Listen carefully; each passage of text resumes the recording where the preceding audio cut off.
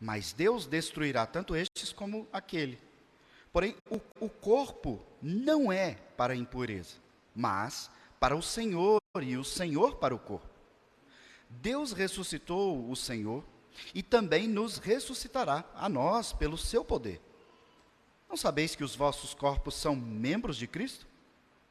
E eu, porventura, tomaria os membros de Cristo e os faria membros de meretriz? Absolutamente não. Ou não sabeis que o homem que se une à prostituta forma um só corpo com ela?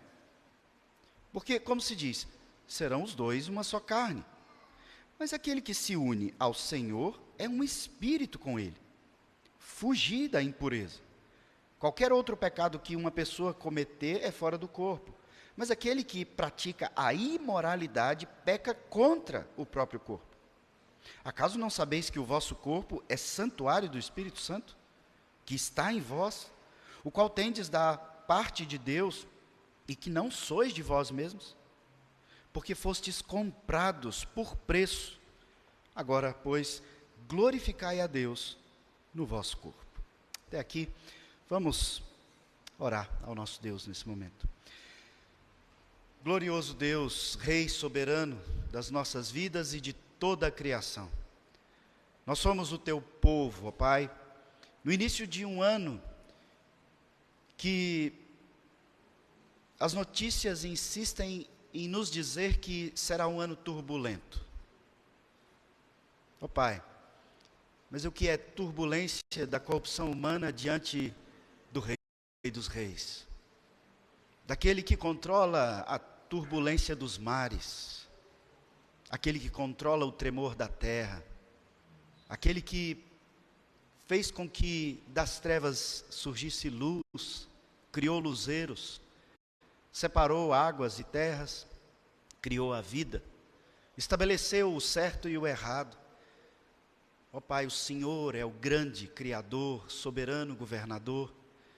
E nós estamos aqui, ó Pai, em atitude de fé, para nesse momento em que o nosso país enfrenta tamanha diversidade, dificuldade, por causa da corrupção, por causa da perversão, por causa do pecado, nós, como teu povo, ó Pai, queremos pedir nesse momento, que o Senhor nos acalme, que o Senhor nos faça experimentar, ó Pai, vindo diretamente de Ti, do Teu reino, a paz que excede todo o entendimento. A paz que é dada a um povo, mesmo em meio à guerra. Um povo que experimenta a bem-aventurança em meio à confusão, à pecaminosidade, à falta de justiça. O Senhor sempre nos testemunhou dessa paz ao longo de toda a história do Teu povo. E nós queremos buscar de Ti agora, ó Pai, exatamente essa paz. A esperança que está além de um país, de um governo, de uma economia. A esperança que está na vida eterna, no governo das nossas almas, do nosso ser e inclusive do nosso corpo, ó Pai, como nós veremos hoje nesse texto. Mostra-nos, ó Pai, nessa noite, o Teu poder pela Tua palavra, pela Tua condução das nossas vidas, ó Pai. E sim, ó Senhor, nós queremos interceder pelo nosso país, pedir que o Senhor, ó Pai, nos preserve todo o seu povo em meio a um país que tem sofrido por causa do pecado. Se é para nossa disciplina e correção, para que nós nos voltemos mais a Ti, ó Pai, como o Senhor sempre fez em toda a história, que o Senhor nos mostre isso claramente, individualmente, em cada coração e coletivamente, para que nós busquemos mais santificação, nos voltemos em fé ao Senhor, no conhecimento da Tua vontade, da Tua palavra. Se é para que fique mais evidente, ó Pai, o erro e a injustiça, para que se tornem ainda mais condenáveis aqueles que já são condenáveis, que o Senhor, então, estabeleça, ó Pai, e nós estaremos aqui em fé, esperando sempre e eternamente no Senhor. Por isso que nós te pedimos é que o Senhor nos aumente a fé. que nós consigamos caminhar não pelo que vemos, mas pelo que cremos. E assim o Senhor nos abençoe, nos conduza e nos preserve. É assim que nós oramos, em nome de Jesus. Amém. Irmãos, nesse texto o apóstolo Paulo fala de algo muito sério. Independente da nossa fase de vida, da nossa faixa etária.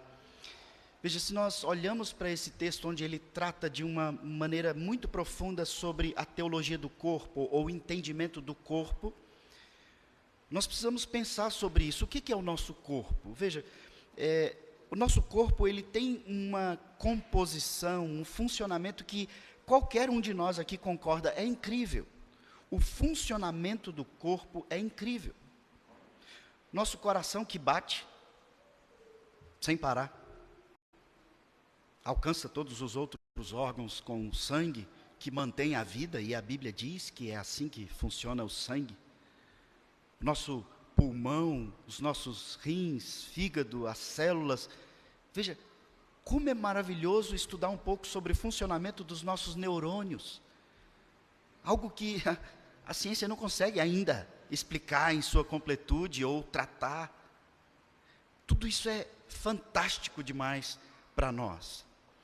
Esse corpo maravilhoso que Deus criou, que Ele, de maneira muito criativa, definiu, estabeleceu, ele tem um futuro eterno ainda mais esplêndido. Quando todas as nossas capacidades na eternidade serão aperfeiçoadas.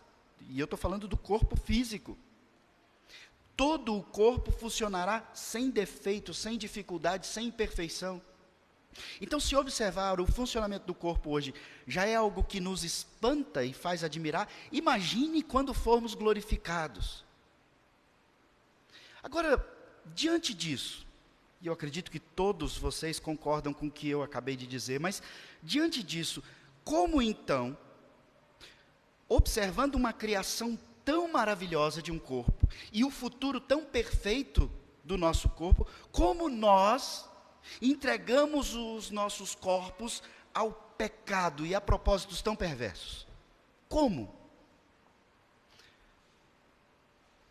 Esse texto nos pergunta isso, e os irmãos da igreja de Corinto tinham duas respostas na ponta da língua.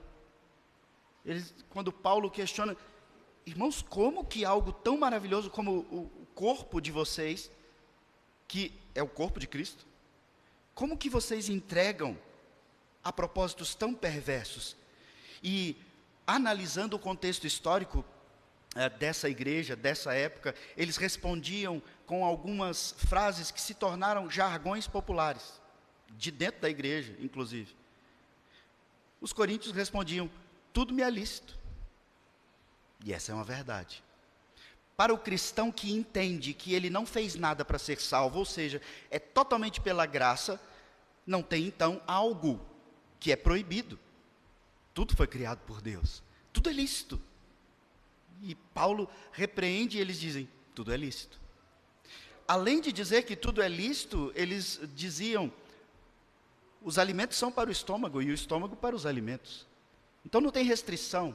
E aqui também era um entendimento teológico, que já havia nessa época, quando eles saem daquelas restrições alimentares, das leis cerimoniais que proibiam uma série de alimentos, e agora no Novo Testamento há o entendimento completo de que Cristo cumpriu toda a cerimônia. Ele era o Cordeiro sem defeito, e nós então não temos restrições, e se temos fome, temos que comer, o que quer que seja, não há uma proibição.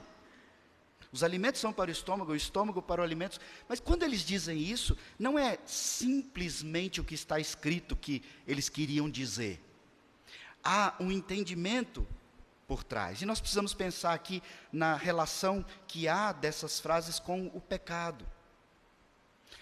Veja, o grande mal dos pecados que envolvem os nossos prazeres corporais ou sensuais, sensitivos, é que esses prazeres, por nos darem tanta satisfação, nós muitas vezes temos esses prazeres, buscamos esses prazeres, e às vezes são prazeres pecaminosos, nós achamos que aquele prazer está nos servindo, nos satisfazendo.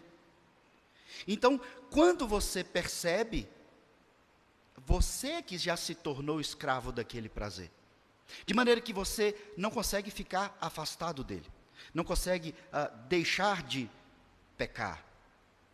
O pecado, então, é que te domina. É a prática pecaminosa que satisfaz o seu pecado. Logo, você é escravo do pecado. Quando as Escrituras falam que Cristo nos comprou, diz, você não é mais escravo do pecado. Agora você tem discernimento. Você pode escolher não pecar. Porque Cristo te dá essa capacidade, inclusive no seu corpo físico. Assim como com a comida, com a bebida, com as drogas, com o sexo, muitas vezes você acha que aquele prazer te serve, porque ele te satisfaz. Mas aos poucos você já não consegue mais dominar aquilo.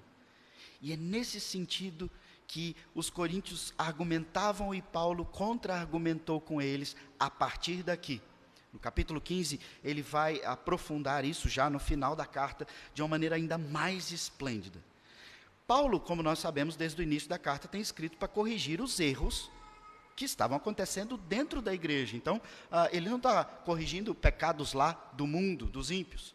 E ele começou tratando das brigas que haviam ali, as facções. Depois ele falou da necessidade de disciplina na igreja. Ele continua ensinando sobre disciplina. Ele falou um pouco sobre a capacidade de julgamento da igreja, um irmão levando o outro na justiça comum. E então nós chegamos nesse trecho onde ele fala da imoralidade sexual. Esse é um assunto que às vezes a gente evita dentro de casa, na orientação dos filhos, ou aqui na orientação da igreja, porque muitas vezes ficamos constrangidos, mas a Bíblia fala sem constrangimento, o que pode, o que não pode, o que deve, o que não deve, o que é certo, o que é errado, e Paulo não pensa duas vezes em orientar a igreja sobre esse assunto que é fundamental, naquela época e hoje também. O que acontecia comumente naquela região, naquela época, dessa igreja de Corinto, era algo que era conhecido, era muito comum, que era a prostituição cultual. Veja, e ele fala de imoralidade, e naquele contexto existia a imoralidade dentro do culto. Veja que a imoralidade é o assunto dominante do texto, porque no verso 13 ele fala de imoralidade, de impureza. E então no verso 15 ele fala das meretrizes, no verso 16 ele fala de prostituição, no verso 18 ele ordena fugir da impureza, e ainda no verso 18 ele fala sobre a prática da imoralidade. Veja, todos esses assuntos, o que os liga é a imoralidade sexual. Imoralidade sexual envolve os mais diversos pecados ligados à nossa capacidade sensitiva ou sensual. Ele fala aqui, então, trazendo esse contexto tão grave que existia lá, e no nosso tempo existe, mas não abertamente, a prostituição cultual, que estava invadindo a igreja, vinha de uma prática pagã, e estava entrando dentro da igreja de Corinto. E a gente sabe disso porque tinha um jovem que tinha uma relação íntima com sua madrasta. E a igreja achava isso normal. Veja, a promiscuidade e imoralidade sexual da cidade tinha cauterizado a mente, o coração dessas pessoas, a ponto deles não verem problemas nisso. E, de fato, a lei daquela época, ou a cultura daquela época, aprovava isso. Não era errado, culturalmente ou de acordo com a lei. Então, isso começa a invadir a igreja. Só que a igreja, a lei dela é a vontade de Deus, a palavra de Deus. E Paulo diz, olha, vocês não estão entendendo. Para vocês entenderem a prostituição cultual, havia diversos locais de culto para adoração de vários deuses, eram inúmeros deuses. Mas entre esses deuses havia algumas deusas, inclusive, mulheres, que eram chamadas deusas da fertilidade. E a maneira principal de adorar essas deusas da fertilidade era por meio ou por intermédio de sacerdotisas que eram conhecidas como prostitutas do culto, prostitutas cultuais, uma espécie de prostituta sagrada. E só no templo de Afrodite, os estudiosos dizem que havia mais de 1000 prostitutas cultuais. Estavam ali para servir a comunidade que queria adorar, homem, mulher, quem quiser. Elas moravam no templo e para adorar, então, a Afrodite e outros deuses, a pessoa precisava se unir intimamente com uma dessas prostitutas, ou mais de uma, lá no contexto do templo. Isso não era novidade, isso vinha desde o Antigo Testamento, e havia cultos dessa maneira nas florestas, nas árvores, nos templos. A criatividade para o pecado era tão grande como é hoje. E aqui então o apóstolo Paulo pega esse contexto, ele sabe o que está acontecendo, o que está invadindo e cauterizando a mente das pessoas na igreja. Ele começa aqui no verso 12 e 13, marcando o início dessa orientação dele, a partir de lemas, como eu disse, que eram populares, que foram adotados pelos crentes de Corinto para ter liberdade para pecar. E o primeiro desses lemas é: todas as coisas me são lícitas.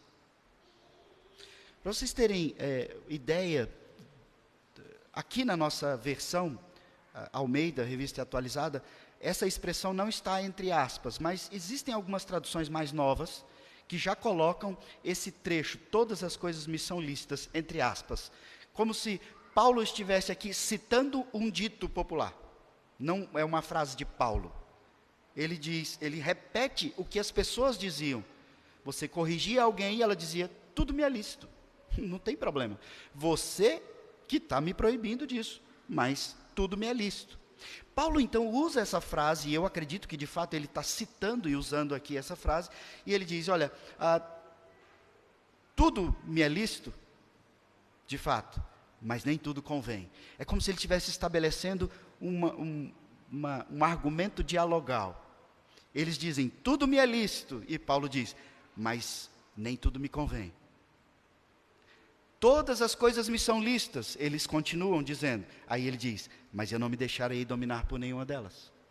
Ele não nega que as coisas são lícitas, mas ele diz: a conveniência é a capacidade que aquele que tem o Espírito Santo tem de discernir se aquilo que é lícito deve ser praticado por mim ou não. Convém, se não convém, mesmo sendo lícito, eu não vou fazer isso. E ele diz: eu não vou deixar que isso me domine. Aqui ele está começando a nos conduzir sobre um raciocínio que é belíssimo e você pode aplicar em qualquer área da sua vida.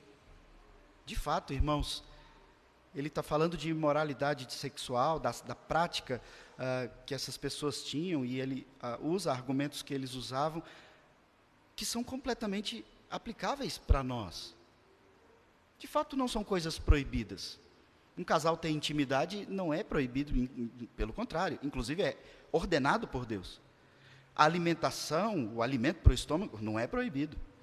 Mas existe a regra da conveniência. E essa é a capacidade que o crente tem de discernir que o ímpio não tem. Quando você tem o Espírito Santo, você se depara diante de algo que é lícito e você sabe se aquilo convém ou não. Você é livre. Você tem liberdade de agência, mas você deve ou não deve? Sobre comida e todas essas coisas. O raciocínio, como eu disse, da frase dos coríntios aqui, ele parte de uma verdade.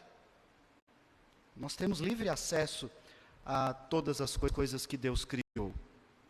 Não dá para a gente falar que tem um fruto hoje em dia que é proibido, ou algo que, uma música que não devemos ouvir pela música, algo que nós não devemos admirar e observar. Mas o pecado perverte, às vezes, as músicas, A forma com que você come, a quantidade que você come determinado alimento ou bebida, pelo efeito que aquilo faz, sim, pode se tornar pecaminoso para você. Então, eles dizem, nós somos livres. É a base do entendimento da salvação pela graça, ok? E nós, presbiterianos, cremos nisso. Não tem nada que eu me prive que me faça merecer a salvação. Mas nós não estamos falando de salvação. Nós estamos falando de santificação. É aqui que Paulo chama a atenção das pessoas. Ele diz, ok, é lícito, mas convém para a sua santificação? Você vai deixar que isso te domine? Porque se algo te domine, você já tem outro senhor, que não é Cristo. Dominus. A palavra em latim para senhor. Quem te dominus? Quem te domina? Quem é o seu senhor? Só Jesus Cristo. Se algo ou alguém te domina, tem senhorio sobre a sua vida, Paulo diz, então isso já não é algo lícito, bom para você, ainda que seja lícito. Então, ele começa a conduzir as pessoas, no verso 13, tem a outra frase que nas versões mais novas, algumas delas têm entre aspas, quando eles dizem, os alimentos são para o estômago, e o estômago para os alimentos. E aí Paulo responde também, mas Deus destruirá tanto este como aquele. Ele mostra que a temporalidade, ele fala, olha, eu estou falando de coisas eternas, vocês estão falando de coisas temporais. Deus fez o estômago para o alimento, de fato, e é uma necessidade de sobrevivência. E Deus ainda nos dá o prazer de comer. Então, o alimento é para o estômago, e o estômago tem prazer com o alimento, e um é para o outro, de fato. Mas, de qualquer forma, de qualquer maneira, agora nós precisamos entender, por isso lá atrás eu disse que o que domina o texto é a imoralidade sexual, para que nós percebamos que eles não estão falando de comida. Eles estão falando de apetites, que envolvem todas as áreas do nosso prazer e sensualidade. Os coríntios estão dizendo, Paulo, a gente não pode limitar a nossa sexualidade, Deus nos fez assim. Irmãos, como esse argumento é atual. Os jovens cheios de hormônio dizem para o pastor, mas pastor, é impossível eu permanecer virgem. Eu estou com os hormônios borbulhando. Ou um homem muito disposto, cheio de hormônios também, e talvez a sua esposa enfrentando alguma dificuldade, gestação, pós-parto ou algo do tipo, um homem pode usar o mesmo argumento, mas eu estou cheio de hormônios e eu preciso disso. O alimento é para o estômago é para o alimento. Eu não posso limitar a minha natureza. E Paulo diz, opa, Deus vai destruir tudo isso aí. Na eternidade não vai ter intimidade como se tem hoje. Não que seja errado. Existem padrões, existem conveniências, existem instruções. Deus fez de fato para vocês. Usufruam. E nós que vimos aqui todo o livro de Eclesiastes, a gente já aprendeu isso de maneira muito profunda. De fato, Deus se alegra quando nós nos alegramos e temos prazer nas coisas prazerosas que Ele nos dá. Mas isso te domina, você peca por causa disso, então você está com problema. Quando ele diz sobre conveniência, ele está falando sobre benefício, testemunho, edificação. A gente vai ver isso de maneira mais profunda no capítulo 10, a gente está chegando lá. Quando ele usa de novo essa frase, veja que era uma frase comum daquela época. Quando lá no capítulo 10, a partir do verso 23, ele fala de novo, todas as coisas me são lícitas, usando a frase dos irmãos de Corinto. E então ele estabelece ali 4 regras sobre a licitude das coisas. É conveniente, traz benefício, dá bom testemunho, edifica. Isso te domina, só Cristo é seu Senhor. É impuro, ou seja, é contra a lei. Porque se a lei diz que é impuro, então, ainda que seja lícito, não convém. É um exagero, é um abuso, falta de domínio próprio, são regras de conveniência que ele vai estabelecer de maneira ainda mais profunda lá no capítulo 10, e nós vamos ver isso. Mas aqui, entendendo sobre imoralidade sexual, nós somos introduzidos no assunto por meio do mesmo raciocínio que lá no capítulo 10, ele fala sobre essa regra, ou as leis cerimoniais ou alimentares. Veja, quando ele nos chama a refletir sobre isso, ele está dizendo, olha, é lícito? Ok, mas será que isso vai trazer santificação para você? Porque o seu propósito de vida é a santificação. Como que Paulo nos conduz aqui nesse argumento em seguida? Quando chega no verso 14, ele diz, Deus ressuscitou o Senhor e também nos ressuscitará, a nós pelo seu poder. Mas, espera, ele não estava falando de conveniência, de estômago? Agora, por que ele começa a falar de ressurreição de Jesus Cristo? No finalzinho do verso 13, ele diz que o corpo não foi criado por Deus para a impureza. Ele diz, o seu corpo foi criado para a glória do Senhor, para o senhorio. Cristo comprou o seu corpo. E aqui a gente precisa parar e pensar sobre isso. Mas espera, Cristo não comprou a minha alma? A sua alma não foi criada por Deus para ser separada do seu corpo. Sabe quem que separa a alma do corpo? O pecado. Porque o salário do pecado é a morte. E nessa vida, a morte é exatamente a morte desse corpo. E por um momento, por uma fase, de fato, esse corpo é depositado debaixo do pó, debaixo da terra, e a nossa alma, o nosso ser interior, se somos de Cristo, está imediatamente com Ele. Mas isso não é um estado definitivo, porque no dia da glorificação, na volta de Cristo, aquele corpo vai ser devolvido para você. E então ele estará eternamente ligado à sua alma, como ele sempre foi criado para ser. E por que eu estou levando a gente a esse raciocínio? Porque lá, muito antigamente, na época desses filósofos gregos, o platonismo e tantos outros, foram pregando que há uma separação. Hoje em dia nós temos uma separação quase que por consenso, toda a humanidade separa corpo, alma e espírito. Mas Deus separou dessa maneira? O que é uma alma sem corpo? É um fantasma. O que é um corpo sem alma? É um morto. E existe separação de alma e espírito? A Bíblia não faz essa separação. A Bíblia diz que o homem é uma composição integral de homem interior e homem exterior, se a gente pode chamar assim. A Bíblia fala do homem interior como coração. E a gente sabe que o coração é apenas um músculo. Então, quando a Bíblia faz essa descrição, ela está nos mostrando que Deus criou a sua alma para a glória dele, mas o seu corpo também para a glória dele.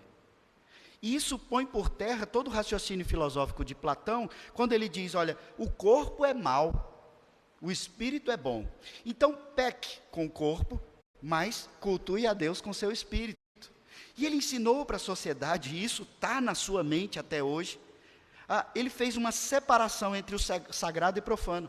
A reforma protestante diz, olha, isso é uma grande mentira, mas até hoje nós estamos convencidos disso. Tanto é que nós separamos a música gospel da música do mundo. Isso é separar sagrado e profano. E você diz, mas pastor, e de fato, não dá para comparar uma música do Kleber Lucas com a música da Anitta. Eles são diferentes. Eu acho que, inclusive, nenhuma das duas glorifica a Deus.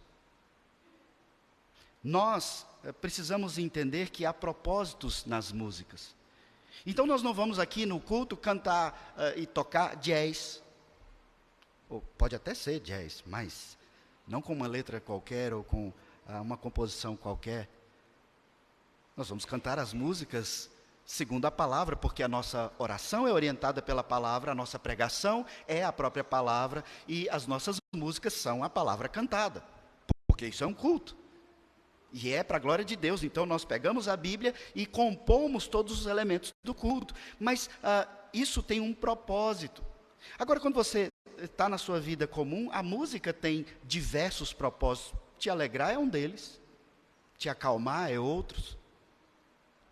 E assim, nós temos diversas coisas que essa ideia filosófica de que há uma separação, ela invadiu o meio evangélico, de maneira que nós começamos a atribuir pecado a uma série de coisas. Não pode cortar cabelo, senão você não vai para o céu. Não pode usar determinado tipo de batom ou de bijuteria, senão você não vai para o céu. Que separação é essa? Deus, então, não aceita o nosso corpo? Paulo diz, veja, o corpo é de Deus, ele não é para impureza. O corpo também é santo. O corpo é para o Senhor, e o Senhor é para o corpo, tanto é que nós somos somados ao corpo de Cristo. E então ele entra no verso 14 dizendo, Deus ressuscitou o Senhor, e Ele também vai nos ressuscitar. Aqui agora ele, tendo falado sobre o corpo, ele fala sobre o nosso ser interior. Cristo morreu, e Ele ressuscitou. E aqui na carta de Coríntios ele fala que Cristo é a primícia. Isso ele fala lá no finalzinho, no capítulo 15. O que é a primícia? Ou as primícias? Quando tinha a Páscoa, a celebração da Páscoa, ela acontecia ali, tinha toda aquela festa durante um bom período, mas o ponto alto da Páscoa era ali, na sexta-feira, na transição para o sábado. Então o sábado era o dia guardado, então você tinha o primeiro dia da semana. A festa ela acabava no sábado, o grande sábado, né, a separação, o grande dia de descanso. E o que era a Páscoa? Aquela celebração da libertação do pecado, onde o cordeiro era o alimento principal, o cordeiro sem defeito. Quando Cristo vem, ele é morto na sexta. Ele é o cordeiro de Deus. Ele permanece debaixo do poder da morte, como as escrituras dizem, no sábado, mas ele ressurge no domingo. E nós que os nossos irmãos cultuavam no sábado, agora nós cultuamos no domingo. E a gente não cultua qualquer dia, o dia que a gente escolher, não, a gente cultua no domingo, porque ele ressurgiu no domingo. Ele definiu o que seria no domingo.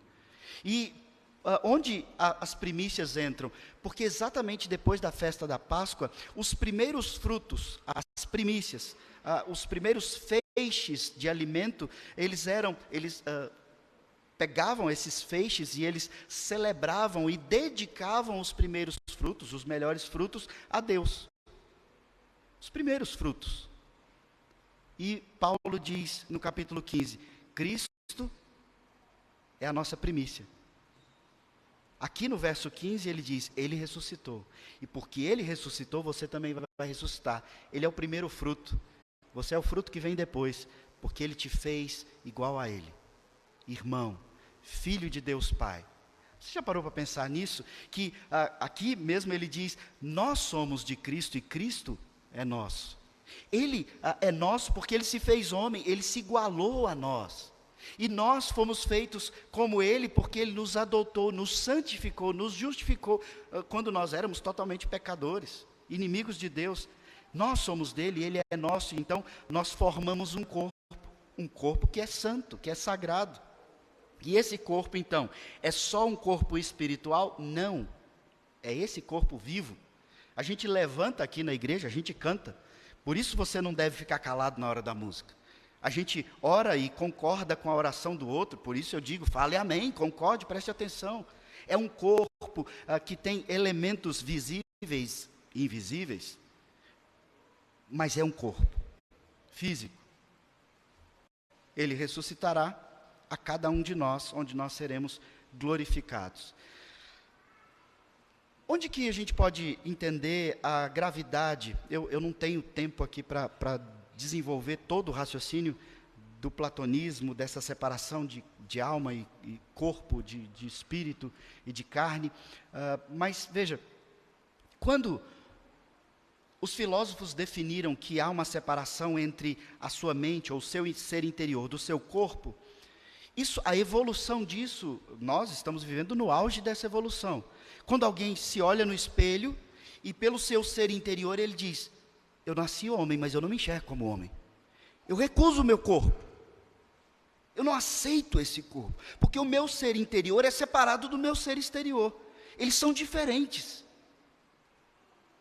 Deus não te fez assim. Deus te fez numa perfeição una.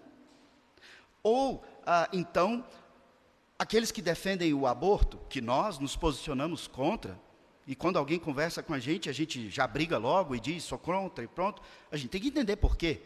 Porque eu sou defensor da vida, não tem algo mais. Os defensores do aborto, eles dizem, nós podemos sim matar as criancinhas no ventre, porque elas não têm ainda consciência. Se ela não tem consciência, ela não existe. Não é isso que a filosofia diz? Eu penso, logo existo. A criança não pensa. Não é assim que Deus define a existência. A Bíblia diz que o que é dele desde a geração da vida, desde a fecundação, já é dele. Portanto, se é um crente presbiteriano, e a gente batiza a criança, ele já é de Deus. Mas pastor, ele não está entendendo a sua pregação. Mas ele vai entender aos poucos. O importante é que o Espírito Santo já age, porque já o escolheu. Não era Jacó e seu irmão ainda no ventre, e Deus já tinha definido isso?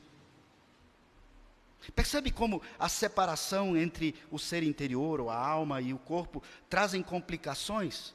O Espiritismo, que nós conhecemos bastante também, é uma evolução desse mesmo raciocínio.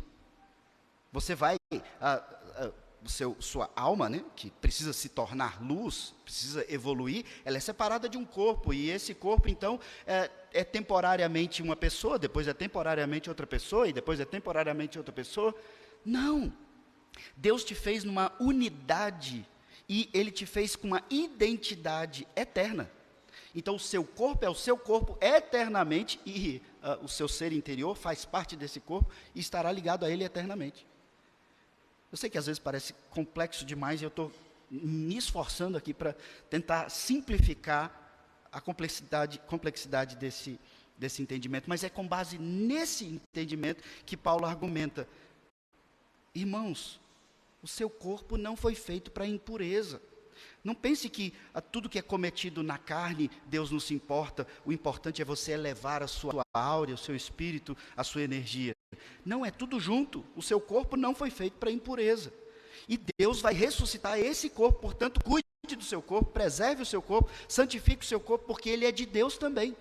Deus vai ressuscitar esse corpo. Se foi no mar que houve a morte, o mar vai devolver. Se foi a terra vai devolver. Se foi no ar, o ar vai devolver. Porque esse corpo tem dono, e ele foi comprado por sangue. É o que ele diz no último verso que eu li, verso 20. Vocês não sabem que seu corpo é um membro de Cristo? Então como é que você une esse corpo com uma meretriz? O raciocínio aqui que ele busca é lá de Gênesis, quando diz, deixa pai e mãe e se une à sua mulher e se tornam os dois uma só carne. Ele está falando de uma coisa simples ali, irmãos, da intimidade de um casal. É na consumação do casamento, na intimidade, que o casal se torna uma só carne. E a gente precisa entender que sexo, então, é algo extremamente profundo, que mexe com todo o seu ser. Muita gente vive e aproveita o momento achando que isso é uma coisa puramente carnal do corpo. Paulo está dizendo que não é. Ele está dizendo, olha, como é que o seu corpo é unido a Cristo e você une esse corpo com uma prostituta? E ele diz, quando você se une com uma prostituta, você se torna um com ela. Percebe o que acontece na intimidade de um casal? Quem é dois se torna um. Há um pacto de sangue. Deus sempre fez pactos de sangue. Por isso, há a transmissão de doenças, porque na intimidade há pacto de sangue, e esse pacto de sangue é um pacto de vida na sua completude. Por isso que a igreja fala tanto, de acordo com as Escrituras, jovens, preservem-se, porque vocês vão colher consequências e problemas o resto da vida de vocês, porque é algo que mexe com o seu ser inteiro.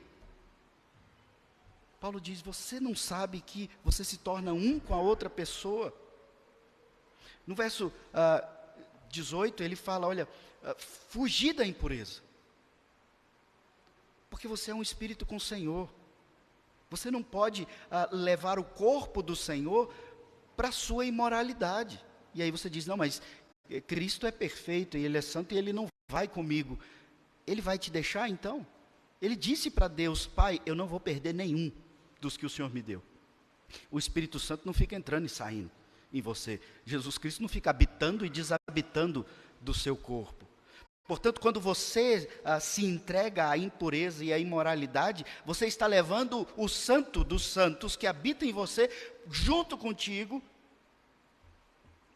na sua prática de impureza. É isso que Paulo está falando. Foge, corre, mas corre longe. Gálatas, capítulo 6, verso 8 diz: porque o que semeia para a sua própria carne, da carne colherá corrupção. Mas o que semeia para o Espírito, do Espírito colherá vida eterna. É Paulo que escreveu Gálatas também. E ele não está se contradizendo, dizendo que há uma separação. Ele só está dizendo, você tem semeado o quê para o quê? O seu corpo é apresentado, como ele diz em Romanos 12, como um culto vivo, um sacrifício de culto. O seu corpo. Então você está semeando santidade no seu corpo?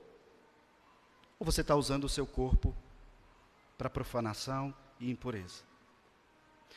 No verso 18 tem uma partezinha, já encerrando aqui, só para não ficar confuso para vocês, quando ele diz qualquer outro pecado que uma pessoa cometer é fora do corpo.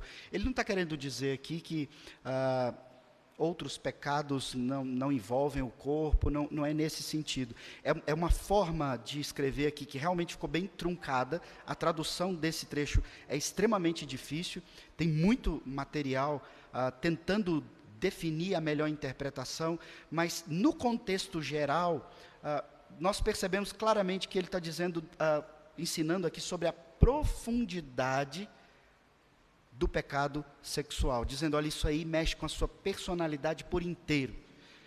A imoralidade sexual degrada o seu ser integral, não é só o seu corpo. É esse o raciocínio. Ele diz, olha, outros pecados não degradam tanto as suas emoções, a sua mente, não causa esse embrutecimento tão grande como esse pecado. Outros pecados trazem problemas, prejuízos, consequências, são pecados, mas esse aí, ele é muito mais profundo. É nesse sentido que ele escreve aqui no verso 18.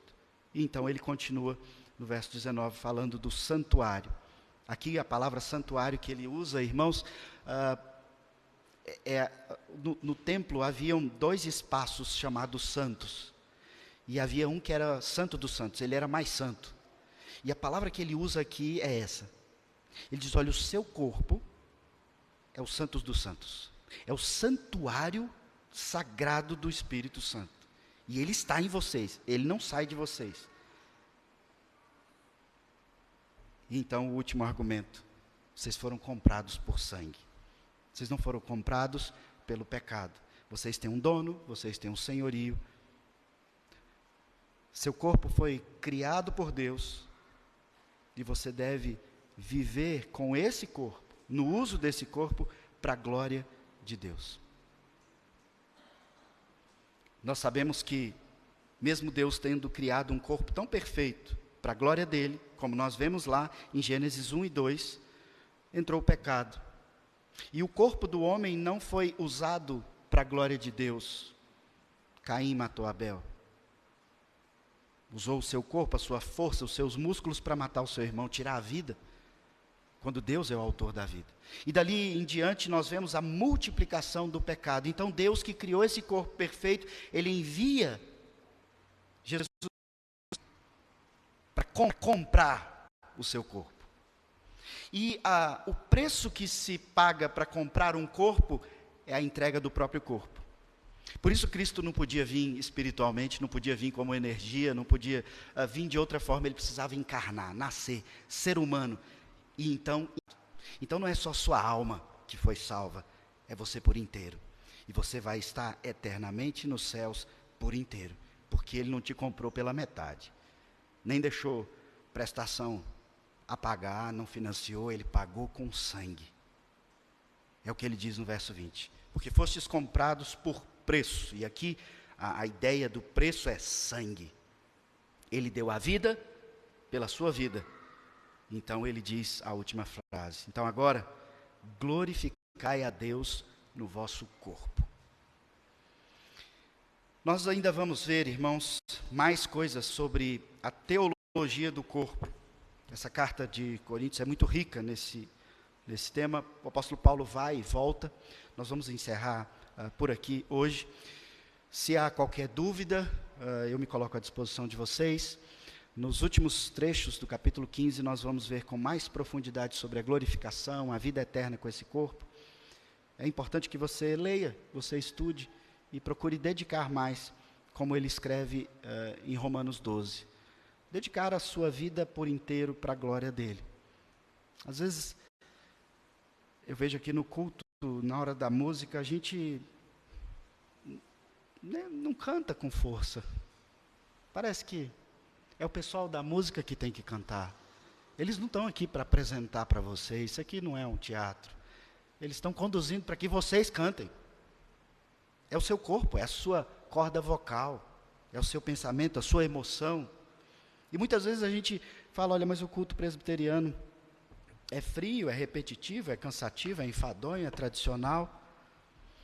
Entrega o seu corpo como sacrifício vivo de adoração a Deus e vamos ver se essa emoção que às vezes você tanto busca não acontece. Eu tenho certeza que sim.